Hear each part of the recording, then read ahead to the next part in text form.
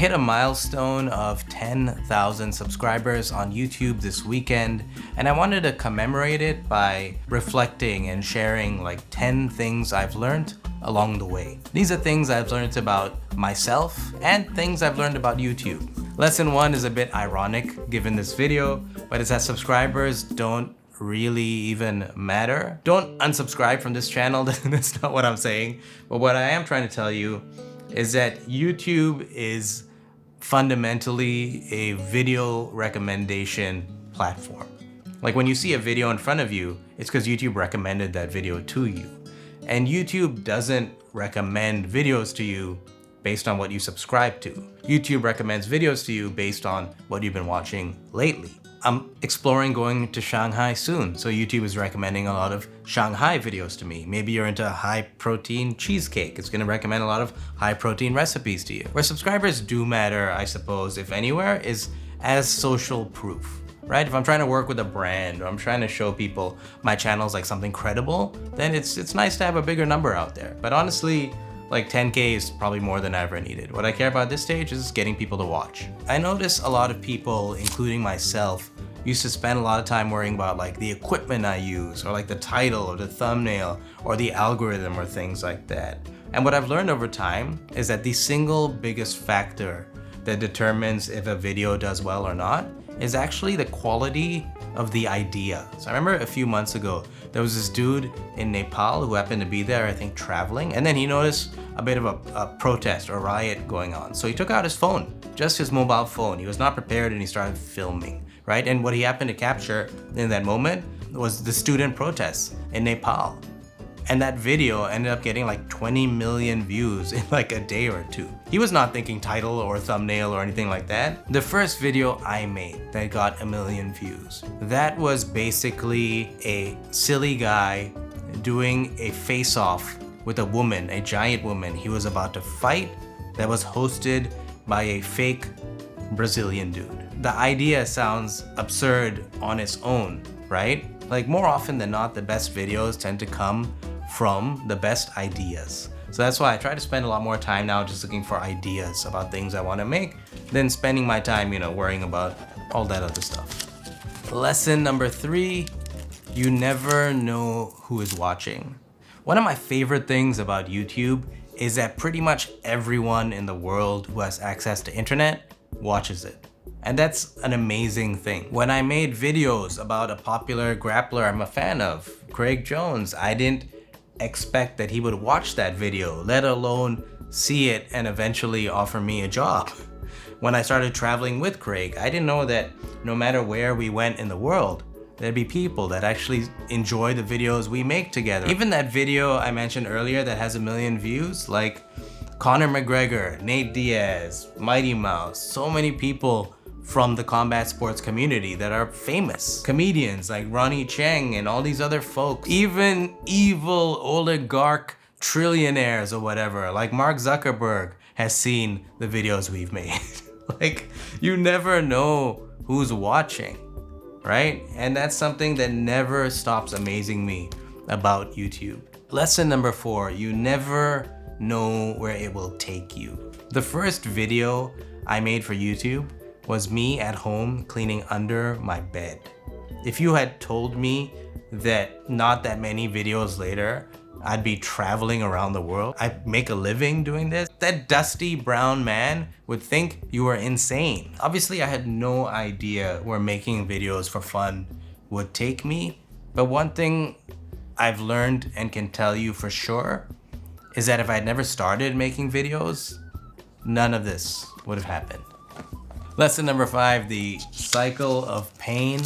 I've probably made 100 videos by now, and one thing I've learned is that making videos can actually be a pretty lonely process, especially if you do it how I do it, right? Where like I come up with the idea, I shoot myself, I edit myself. And I notice I go through this similar cycle of emotions, especially when I'm making like a documentary. So it starts with me finding an idea and then convincing myself that I'm really excited about it, right? And because it's gonna be a lot of work, I need to be really hyped, I need to be really pumped about it.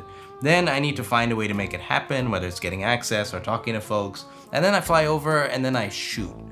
I shoot as much as I can with kind of a rough plan in mind. And then I go home, and that's really where the painful part of the cycle begins. I have a lot of footage, like a ton. And at this stage, I've invested a lot of time, and I don't know if anything I have will turn into that initial spark or idea that excited me in the first place. And now I'm kind of terrified because I've sunk in time, I sunk in effort, I brought other people in, and I'm just sitting on this mound of footage. So I start to chip away, editing a little piece here, a little piece there, and the whole time I'm like coming from a place of I have no idea if this is gonna work at all. And this takes sometimes weeks. This whole time, you're kind of just in this lonely uncertainty. By the time you've gone 60 to 70% of this journey through the unknown, you start to build a bit of confidence and a bit more confidence, and suddenly you can see it. You can kind of see what the video is gonna be like. And you know what? It kind of looks like what I originally had in mind. And you go from like crippling fear to like unwarranted like confidence. Suddenly you're like a god. Suddenly you're like Kanye West. You're like, how did I will this into life? Of course I did. And then there's that remaining 30%. And now the walk is downhill because you know where it's going. And by the time you finish that walk and you have a completed video or documentary, you are so exhausted and so sick of it that you just want to get it away from you. Just get it away from me. And then you release it. I know this cycle is going to happen. Yet every fucking time I go through the same set of emotions, which leads me to lesson 6, which is what makes it all worth it, right? The absolute best feeling I've learned is when I get to share my videos with you. Sharing my videos with people, I cannot even describe how good that feels, because I make these things to be watched. It's why I go through that whole cycle. I have something in my mind. I want to make it, but I want to make it for you to watch it. And so when people get to watch it and they, sometimes they comment and I can see like that people are enjoying it, like it's honestly the absolute best feeling. And from 0 to 10,000 subs, that feeling has not changed. And I hope it never does. Lesson number 7, you learn what you should be making by making stuff. This sounds obvious, but a lot of us, including myself, are guilty of this, where we wait for all the stars to align before we do something. But the problem with that is A, the stars may never align, and B, by the time the stars do align, you may find out the thing you've been waiting for this whole time might not even have been right for you. I tried a lot of different styles and I tried a lot of different things, and I'm so glad I did. And you'll understand why when it comes to lesson 8. Skills and quality take time. Even for me, I come with a background in production and I'm still learning every goddamn day. And that's how it should be. Like, I've heard a lot of people say they wish they could make a video that go viral, but then what? Suddenly you have a giant audience without the skills to back it up. It's like wishing you could fight the best boxer when you've barely boxed any rounds in your life. Skills take time to build, and that's actually been one of the more enjoyable parts of the process. Seeing how I focus and learn different things at different stages of this journey. Quality also takes time, and that's something I'm like constantly having to remind myself. Like, I very often feel a guilt that I can't get videos out faster. Even the current series I'm working on, the Untold Stories one, like that's one video roughly every 3 weeks, right? Which feels like an eternity for some people that have to wait for it, and I really feel that. But then again, like it takes me 2-3 days to write an episode, then I shoot it, then editing, and like I'm basically making a TV show by myself every 2-3 weeks. And when I remind myself of that, I feel less bad. But it's these are things that I'm constantly reminding myself of. But also keep in mind lesson number 9, which is this is a never ending marathon. Like, I come from a background in TV and streaming and stuff, right? And we operate in seasons. Like, you take a break or a show ends. In case you never noticed, YouTube never ends. And I've learned it's important and helpful for me to be aware of that, right? Because if I'm in it for the long haul, which I truly believe that I am, I need to think that way. I can't just push myself so hard where I get burnt out. I need to find a pace that I can continue with. And I'm glad I found a motivation that really matters to me as well. And I know a lot of people want to get into YouTube with the hopes of beating the odds and making lots of money and becoming very famous. And if that's your motivation, then good for you. You have a motivation, go pursue it. But one thing to keep in mind, right? You better like making videos, because that's not optional. That is what this is. And last but not least, lesson number 10, connecting. I never imagined I'd get to 10,000 subscribers on YouTube. It's just a very difficult platform to grow on. Years passed, and then almost suddenly, it felt like imminent. I was at 9,980 subscribers. I was looking forward to it, but I didn't feel anything.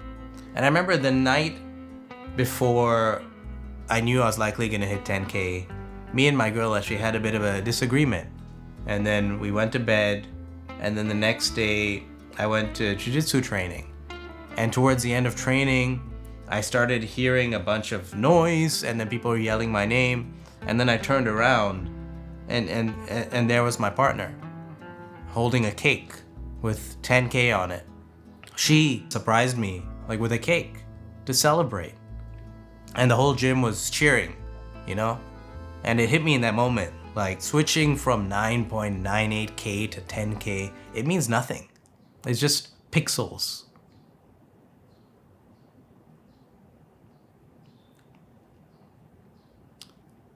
But people coming together to celebrate with me, that's real. And that's the feeling. That's the feeling I'll remember of 10K. Shared experience, you know, the one I had with them, the one I'm having with you right now, that is real. This is a digital medium, but you can have real connections. And that's my goal, you know? I want the connections to be stronger, and I want them to be realer. So that's my 10K update. So thank you for watching. This is me at 10K, signing off.